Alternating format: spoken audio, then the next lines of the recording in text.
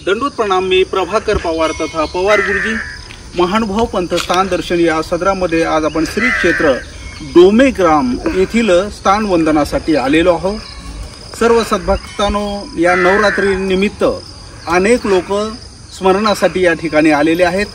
मी देखील 10 दिवस या ठिकाणी आहे आणि इथे अनेक कार्यक्रम सध्या नवरात्री निमित्त चालू आहे। ते कार्यक्रम आपण सध्या राजमठातले आपण पाहणार आहोत। मी आज राजमठामध्ये आहे, त्याच्यानंतर चिन्हस्थळी जी या ठिकाणी जे आसनस्थान आहे, गुंफा आहे, त्या ठिकाणी जाणार आहे। मध्ये सतीशदादा अमृते यांचंही पोथी वाचन चालू आहे। अनेक कार्यक्रम आहे, ते देखील मी दाखवण्याचा आपल्याला प्रयत्न करणार आहे।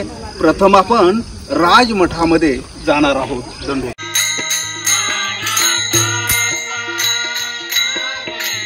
श्री क्षेत्र डोमेग्राम या ठिकाणी आपण आलेलो आहोत। या ठिकाणी राजमठ आहे आणि अनेक कार्यक्रम सध्या या मंदिरात नवरात्री निमित्त चालू आहे। प्रत्यक्ष आपण मंदिरात जाऊन ते कार्यक्रम आपण पाहूया।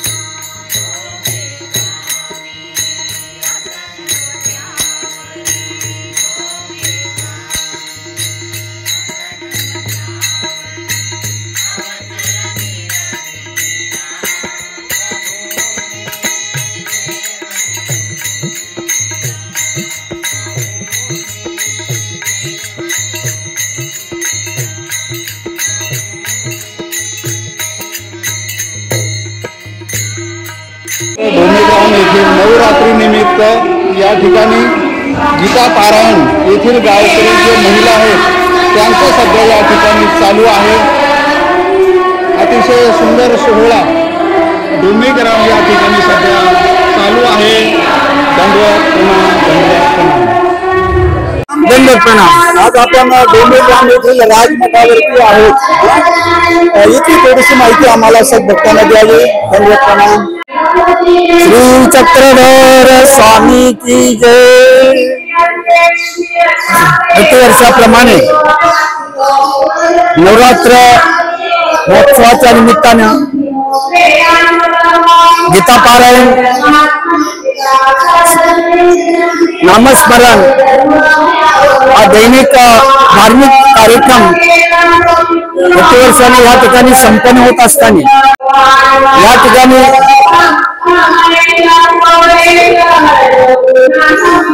मानभाव आश्रम डोमेग्राम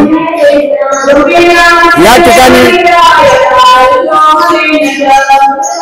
मार्गसंचालक आदरणीय प्रभाकर दादा, त्याचप्रमाणे मार्गस्थ सर्व महिला मंडळ, त्याचप्रमाणे विशेष प्रकारे मार्गदर्शन करणाऱ्या सविताबाई विद्वांस आणि त्यांनी या ठिकाणी विशेष प्रकारे केलेलं कार्य महागाईसा महिला मंडळ आज या मंदिरामध्ये उपस्थित आहेत आणि त्यांना गीतापाठ हा कार्यक्रम त्यांच्या माध्यमातून या ठिकाणी संपन्न केलेला आहे। तर या ठिकाणी मला आवर्जून सांगण्यात एक आनंद वाटत आहे। डोमेग्राम या क्षेत्राच्या ठिकाणी स्वामी श्री चक्रधर प्रभू 10 महिने वास्तव्य केलेला आहे आणि सिंहस्थळी गोंपास्थान या ठिकाणी 10 महिने स्वामी वास्तव्याला होते। तदनंतर गावातील रेमनाईचे सद्भक्त डोमेग्राम या ठिकाणी स्वामींना रेमनाईकने आमंत्रित केलं आणि स्वामी राजमठामध्ये वास्तव्याला आले। राजमठामध्ये स्वामींचं 6 महिन्याचं वास्तव्य आहे। तर स्वामींच्या 10 महिन्याच्या वास्तव्यामध्ये स्वामी सिंहस्थळीला असताना स्वामींनी एक महत्वाचं कार्य ह्या ठिकाणी केलेलं आहे। 11व्या शतकामध्ये स्वामींनी स्त्रियांना समान अधिकार दिला। तदनंतर आजच्या वर्तमान काळामध्ये जे राजकीय क्षेत्रातील जे शासकीय संस्था आहेत, महाराष्ट्र सरकार आहे, यांनी आज स्त्रियांना एक अग्रस्थान देऊन त्यांचा जो समान अधिकार आहे तो कार्यरूप केलेला आहे। पण मला या ठिकाणी आवर्जून सांगायचे आहे की 11व्या शतकामध्ये स्वामींनी स्त्रियांचा जो अधिकार आहे, जी विचाराची क्रांती आहे, सिंहस्थळ ह्या क्षेत्राच्या ठिकाणी स्वामींचं वास्तव्य असताना ती स्वामींनी कार्यरूप केलेली आहे। स्वामी गंगेच्या पात्रामध्ये सिंहक्षेत्र या ठिकाणी आसनस्थ असताना स्वामींच्या सानिध्यात सर्व क्षेत्रातून स्त्रिया स्वामींच्या दर्शनाला आलेल्या आहेत आणि स्वामींच्या समवेत त्या बसलेल्या आहेत। आणि असा अवसर काळ उपस्थित असताना पैठण निवासी सारंग पंडित हे स्वामींच्या दर्शनाला आलेले आहेत। स्वामी त्या ठिकाणी बसले असताना सारंग पंडित नदीच्या किनाऱ्यावर उभे राहिलेले आहेत आणि त्यांनी स्वामींच्या ठिकाणी असणाऱ्या स्त्रिया आणि स्वामी हा प्रसंग त्यांच्या दृष्टिक्षेपात आला आणि त्यावेळेला त्यांनी मनामध्ये असा उल्लेख केला की कैसा वेगाने बसले असते, बिलगुल्या गोष्टी करते, यांचं काय काम, यांना तेलंगुशा पाठवावे, यांच्या हाती कोडे कांडवावे, असा उल्लेख सारंग पंडितांनी केला आणि स्वामी श्री चक्रधर प्रभूंच्या जवळ आले, त्यांनी स्वामींचं दर्शन घेतलं आणि ते बसणार तेवढ्या स्वामी श्री चक्रधर प्रभू म्हणतात, गंगेच्या पाण्यामध्ये उभे राहा. त्यांनी ओळखून घेतलं की आपल्याकडून काय चुकी झालेली आहे, ते सर्व शास्त्र जाणते होते आणि ते जाऊन गंगेच्या पाण्यामध्ये उभे राहिले. आणि मग महिला थोड्या संकुचित झाल्या आणि त्या ठिकाणी स्तब्ध अवस्थेत बसलेले आहेत. आणि मग त्याच वेळेला एक 10-15 मिनिटाचा वेळ गेल्यानंतर बाईसा स्वामींच्या का आलेले आहेत आणि बाईसांनी सारंग पंडित पाण्यात उभे असलेले पाहिले. आणि मग बाईसांनी स्वामींना सारंग पंडितांना पाहिलं. सारंग पंडित हे पैठणचे रहिवासी आणि स्वामींचे दर्शन होण्याच्या अगोदर बाईसा सुद्धा म्हणजे पैठणला राहत होत्या. सारंग पंडितांचा कौटुंबिक वास्तव्याचा संबंध होता. आणि मग बाईसांना थोडं वाईट वाटलं.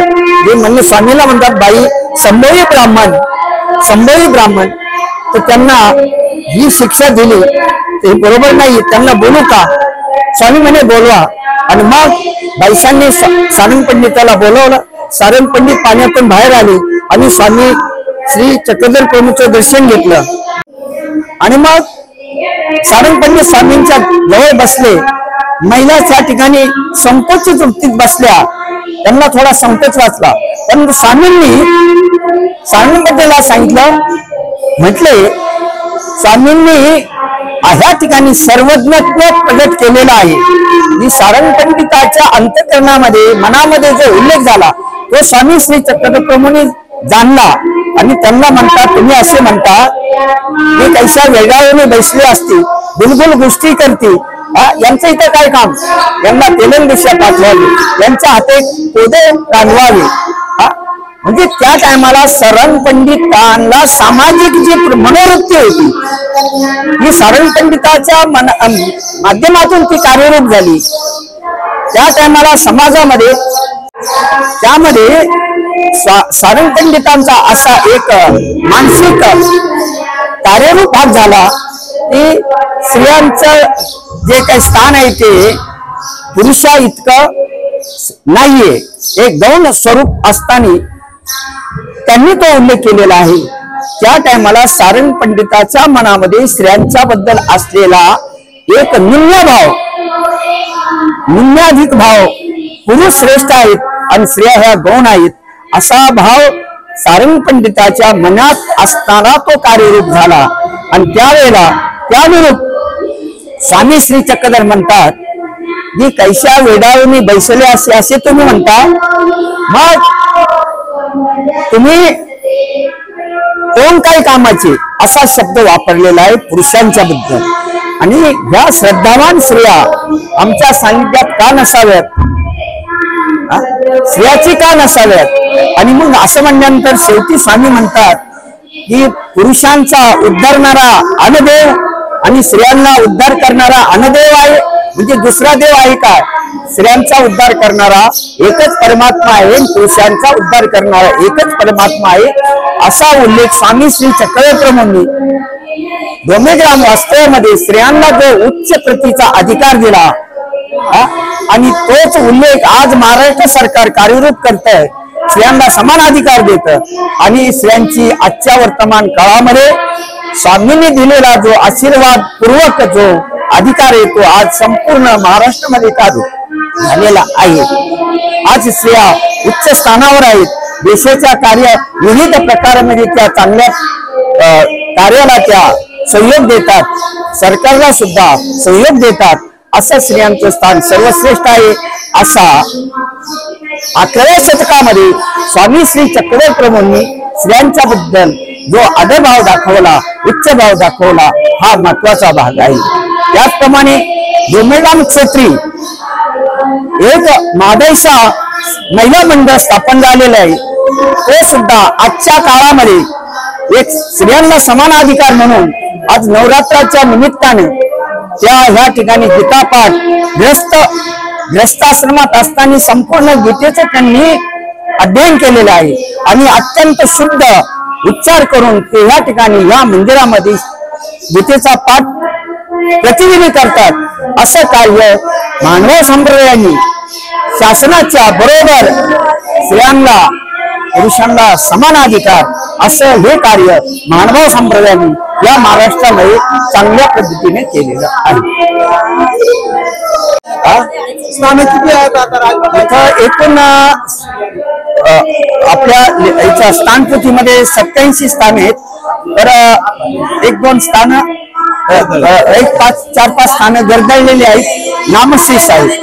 एकूण आता 84 स्थानं या ठिकाणी विद्यमान आहेत. या भागात 84 स्थान दोन्ही ग्राम क्षेत्राचे मंदिरचं व्यवस्थापन जे तीर्थस्थाने त्यांचं सर्व सेवेच्या माध्यमातून हे जे पुजारी वर्ग आहे, श्रीमान गुलाब भाऊराव कारंजकर, त्याचप्रमाणे